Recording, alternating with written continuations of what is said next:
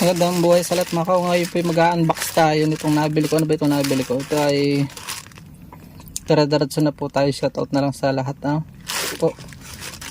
Ito yung ako yung nag-uutay na din naman po maggupit-gupit pag may nagtitiwalang anak na maliliit pa sila. Nagtitiwala habang lumalaki ay ayaw na nila. At pag may mga kaibigang nagtitipid ay nagpapagupit sa inyo, link ko doon. Yung gustong mag-vlog din, collab na hindi takot makutaban, nagupta natin yan. So ito po ay dinidiscourage ko pa kayong bumili nito, no?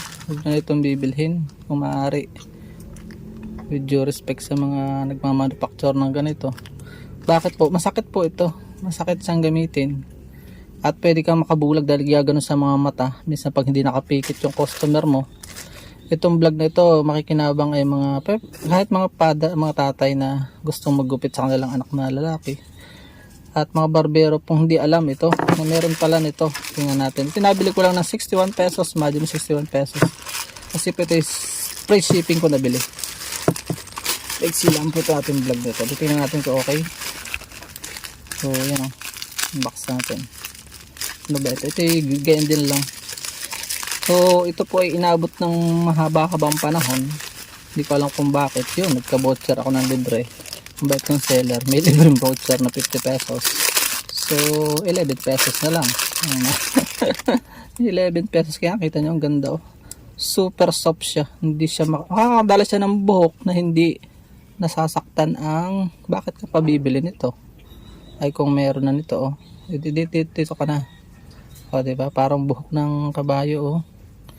Wala man tawag dito. Basta siya hairbrush na parang buhok kabayo. Super soft po, kita nyo oh. Napakaganda po, 51 pesos. Sabi nung barberong na mangha ako nung ginamitan niya ako nito, sabi ko siya nakakabili niyan sa online daw, nabili niya 200. Nagulat ako na mag-research po ako, ay 50 pesos lang.